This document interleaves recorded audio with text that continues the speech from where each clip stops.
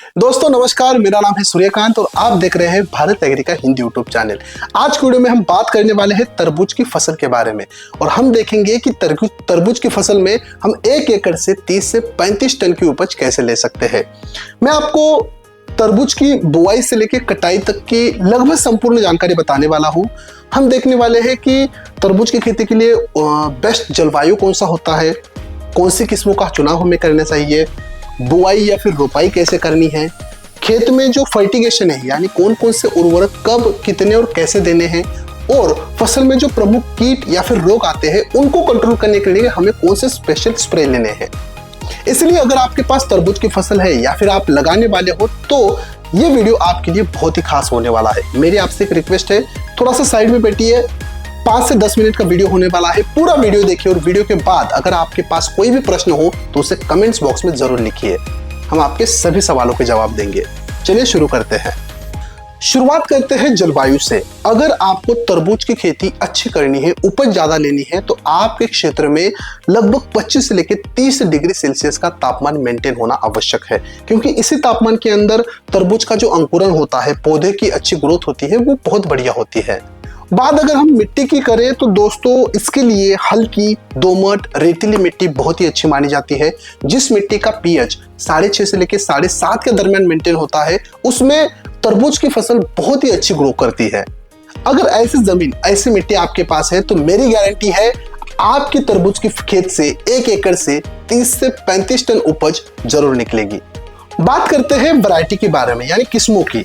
कौन सी किस्म कौन सी वैरायटी हमें लगानी चाहिए। देखिए बहुत सारी वैरायटी है वैसे तो तरबूज की देखी जाए तो, लेकिन कुछ फेमस या फिर बहुत ही अच्छी रिजल्ट देने वाली किस्म मैंने यहाँ पर निकाली है, जैसे कि कलर्स सीड्स की मेलोडी, सागर किंग की सागर सीड्स की सागर किंग, सिंजेंटा की सुपर क्वीन, इंडस की ब्लैक सुप्रीम, ननहेम्स की मैक्स, सिंजेंटा की अगस्ता और रुद्राक्ष सीड्स की ड्रैगन किंग करके एक वैरायटी आती है।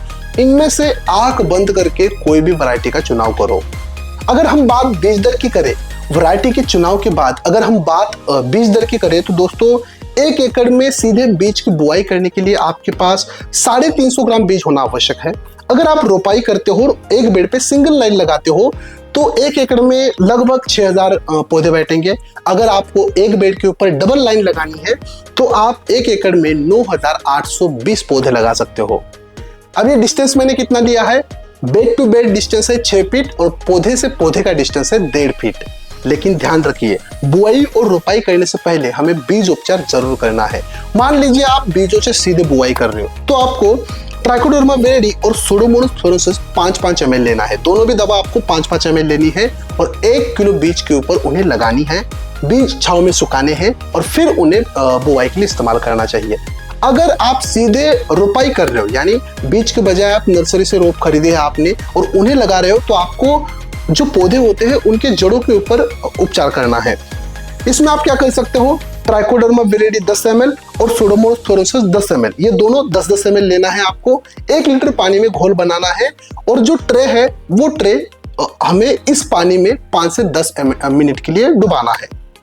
ध्यान रखें, ट्रे का सिर्फ निचला पार्ट आपको उसमें डुबाना है, पूरा पौधा नहीं, जिससे अपने जो जड़ है उनके ऊपर अच्छे से दवा लग जाए। ट्रे को फिर 5 से 10 मिनट के लिए छांव में सुखाइए और फिर उन्हें रोपाई के लिए इस्तेमाल करें। अब जो मैंने आपको बीजोपचार का तरीका बताया है वो है जैविक। अगर आपको रासायनिक तरीके से बीजोपचार करना है तो सीधे बीज के ऊपर लगाने के लिए आपको विटावेक्स पावर 4 ग्राम लेना है और टाटा का ट्रोट आपको 2 ml लेना है और 1 किलो बीज के हिसाब से ये आपको बीजोपचार के लिए इस्तेमाल करना है। अगर आप सीधे छोटे छोटे पौधे के ऊपर उपचार करना चाहते हो तो विटावेक्स पावर 4 ग्राम, टाटा कंपनी का ट्रोट 2 ml, 1 लीटर पानी के साथ घोल बनाइए और जैसे आपने ऊपर किया वैसे ही ट्रे का निचला भाग इसमें डुबाइए, 5 से 10 मिनट छांव में सुखाइए और फिर उन्हें रोपाई के लिए इस्तेमाल कीजिए। जैविक या फिर रासायनिक, दोनों में से किसी भी एक पद्धति का हमें इस्तेमाल करना है। चलिए दोस्तों, जलवायु हो चुका है, वैरायटी का चुनाव हो चुका है, बीज उपचार भी हो चुका है। अब जमीन की तैयारी करनी है प्लांटेशन के लिए। सबसे पहले जमीन की गहरी जुताई करें। 8 से 10 दिनों के लिए जमीन को कड़ी धूप में सुखाएं। उसके बाद जमीन में 1 एकड़ में आपको 3 से लेकर 4 टन अच्छी सड़ी हुई गोबर की खाद डालनी है। फिर रोटावेटर घुमाना है, जमीन और गोबर की खाद एक साथ मिलानी है और अच्छे बेड मेकर से आपको बेड तैयार करने हैं। बेड से बेड की दूरी आपको 6 फीट रखनी है और पौधे से पौधे की दूरी आपको 1.5 फीट रखनी है। बेड तैयार करने के बाद आपको बेसल डोज डालना है, ड्रिप लाइन बिछानी है, मल्चिंग पेपर डालना है, उसके ऊपर होल लगाने हैं छोटे छोटे और उसके बाद अपना खेत तरबूज की खेती के लिए तैयार करना है। बहुत सारे किसान यहाँ पर सवाल करते हैं कि आखिर तरबूज की खेती के लिए बेसल डोज कौन सा लेना है। ध्यान से सुनिए या फिर कहीं लिख लीजिए। नीम की फली आपको 200 किलो लेनी है, DAP 2 बैग लेनी है, पोटाश 1 बैग, सल्फर 90% वाला जो दानेदार आता है दाल जैसा उसको हमें 10 किलोग्राम लेना है, माइक्रोन्यूट्रिएंट मिक्सचर दानेदार हमें 5 किलोग्राम लेना है, मैग्नीशियम सल्फेट 5 किलोग्राम, सभी को एक साथ मिलाना है और 1 एकड़ फसल के लिए इसे बेड में डाल देना है। ध्यान रखें, तरबूज की बुआई या फिर रोपाई करने से 1 दिन पहले हमें जो बेड है उसको पानी दे देना है। लगभग 80% तक वो जो बेड है वो पूरा हमें पानी से गीला करना है और उसके बाद दूसरे दिन हमें उसके ऊपर बुआई या फिर रोपाई करनी है। अब सबसे जरूरी बात, बुआई या फिर रोपाई हो चुकी है, शुरुआती अवस्था में 3 हमें ड्रेंचिंग करनी है, वो कौन सी करनी है और कब करनी है। ध्यान से सुनिए, अगर आपने सीधे बीज से बुआई की है तो बुआई के लगभग 15 से 20 दिनों के बाद, और अगर आपने रोपाई की है तो रोपाई के 3 दिनों के बाद पहला ड्रेंचिंग हमें करना है। इसमें आपको लेना है ह्यूमिक एसिड 500 ml और रोको 500 ग्राम। आवश्यकता अनुसार 200 से 300 लीटर पानी में इसका घोल बनाइए और हर पौधे को आपको 15 से 20 ml ड्रेंचिंग करना है।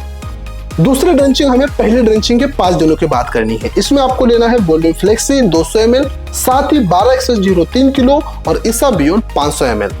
आवश्यकता अनुसार 200 से 300 लीटर पानी में इसका घोल बनाइए और हर पौधे के लिए आपको 25 से 30 ml का इसका ड्रेंचिंग करना है।